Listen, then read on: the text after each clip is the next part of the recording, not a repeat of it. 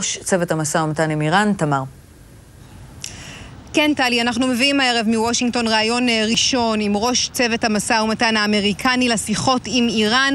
ונדי שרמן משיבה באריכות לכל החששות שקיימים בישראל, וגיל תמרי שליחנו בוושינגטון, העיתוי של הרעיון הזה הוא לא מקרי. לגמרי לא. אם בחודש שעבר, תמר, אנחנו דיברנו על מתקפת החיוכים של הנשיא רוחני, מה שאנחנו רואים ברעיון שנותנת לך ונדי שרמן, מתקפת חיוכים של ממשל אובמה כלפי הציבור בישראל. האמריקנים חשים ובצדק שהם איבדו את הציבור הישראלי בסיפור הזה, ולכן חשוב להם מאוד מאוד לחבק אותנו, וגם לדבר לציבור הישראלי מעל לראשו של ראש הממשלה, אבל הם עושים את זה בשיטה מאוד מאוד מתוחכמת. הם מחבקים את נתניהו ומנסים להסתיר את חילוקי הדעות, אבל חילוקי הדעות בין ראש הממשלה נתניהו לבין הגברת שרמן, לבין הבוס של הקרי והבוס השני של האובמה, הם קשים, קשים ביותר. אז זה ההקשר של הרעיון, והנה הכותרות של הרעיון שערכתי בסוף השבוע עם הממונה על המשא ומתן עם איראן, ונדי שרמן.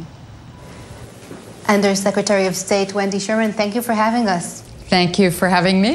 You are heading to Geneva this week to the second round of talks with Iran, and I would like to start by asking, do you trust President Rouhani and his intentions? Do you trust the positive intentions of the Iranian regime? We do not approach this on the basis of trust because we know there's a great deal of mistrust on both sides.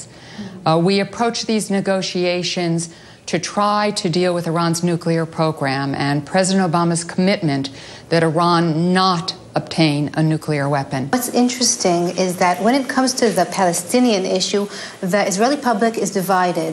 But regarding to Iran, the vast majority backs Prime Minister Netanyahu's approach.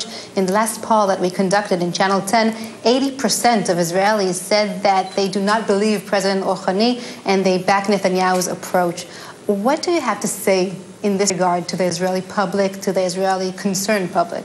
What we are discussing, the P5+1, is a first step that would put time on the clock, that would stop the nuclear program from advancing so we have time to negotiate a comprehensive agreement to address all of the issues of concern in their program, their facilities, their capacity, their stockpiles, monitoring, verification. It's very complicated and it will take some time. So we want to make sure that the program doesn't continue to move forward while we're doing that negotiation. And whatever agreement we reach, Israel will know about, understand, have consulted with us on, because Israel's security is bedrock. And there is no closer security relationship than what we have with each other. You talk about a cautious process, and yet there are ministers in the Israeli government that are very close to Prime Minister Netanyahu, that are comparing the negotiations that you are leading to the infamous Munich agreement. So is the year 1938 and the administration is Chamberlain's government as they imply? I obviously don't believe that. We haven't agreed to anything yet. We haven't offered any sanctions relief. We haven't lifted any sanctions. So nothing has occurred yet.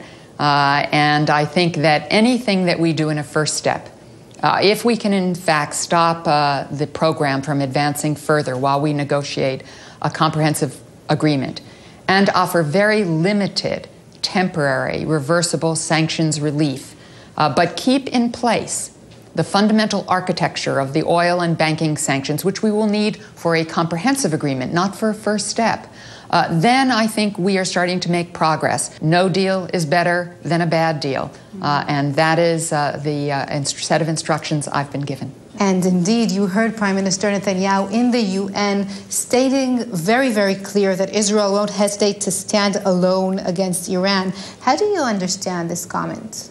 Well, as I said, the Prime Minister will say whatever he believes is important as the Prime Minister of Israel. We, of course, believe, and I know the Prime Minister believes, that the best answer here is a peaceful, negotiated solution. Israel knows as well as any country, if not better than any country, the cost of war, the cost of military action. A question regarding the red lines of the U.S. in these talks. Is the United States demanding that even the enrichment of 3.5% of uranium will be stopped? And as part of an agreement, will Iran be allowed to activate its heavy water reactor in Iraq? Well, we are very concerned about all of Iran's programs, all of its facilities, Fordo, Natanz, Iraq, all of them.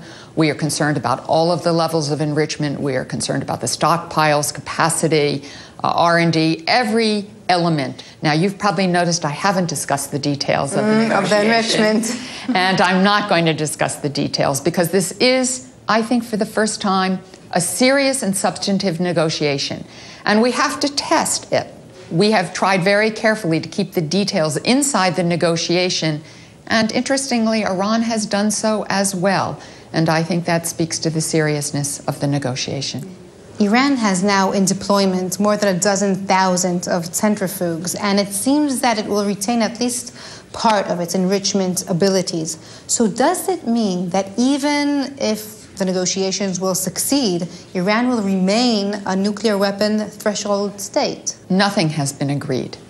So anyone who makes assumptions about what will remain, what won't remain, we haven't gotten there yet. But will the U.S. agree to a situation in which Iran stays a threshold state?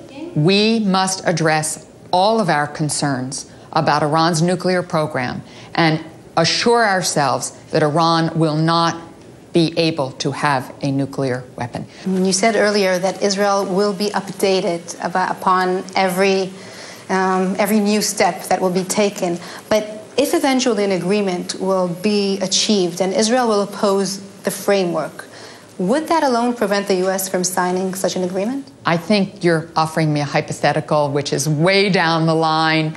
The United States and Israel share the same objective, that Iran not have a nuclear weapon. We keep that foremost in our minds every single day, and that's what we aim to do.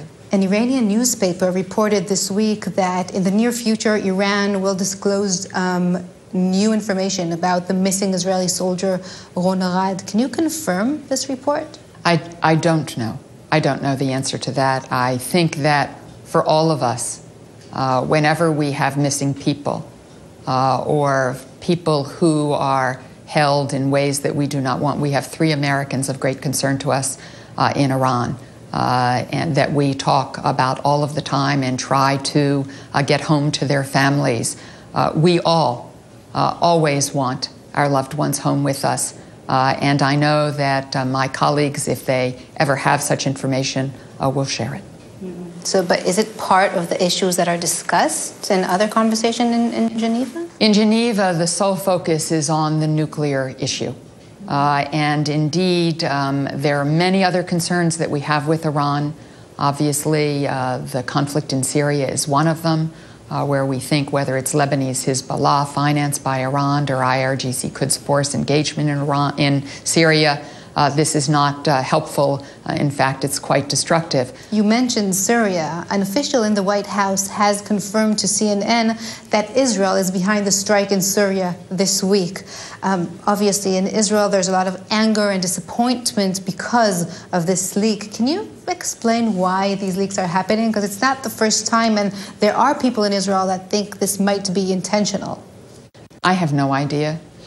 We have leaks about American policy in the American press as well, which we don't want. I don't know where it comes from. And all of these kinds of leaks are most unfortunate and not helpful. Speaking of leaks, the U.S. is facing a diplomatic crisis with its close ally, Germany, following the information that it has monitored the cellular phone of Chancellor Angela Merkel.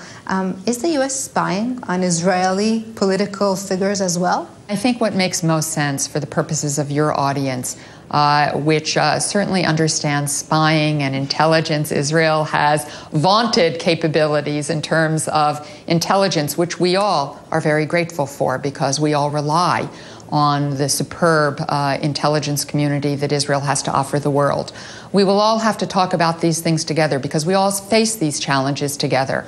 How, in a world of the internet, telecommunications, enormous capabilities, we make sure that there are not excesses, that we respect each other, that we respect the partnership and friendship and relationships that we have. So we look forward to working together on this issue. So you're not denying and not confirming? Well, I don't think it's really appropriate for me in this setting. I think what's important is what the President of the United States has said, and that is he's undertaking a review. He wants to make sure that everything we're doing is appropriate. I'm sure we will be consulting with Israel, a very strong intelligence partner with the United States, in how we are going forward. Undersecretary Wendy Sherman, thank you very much for this interview. Thank you. Thanks very much. ותודה רבה לתמר. אביב דרוקר, שמעתי יחד איתנו את הראיון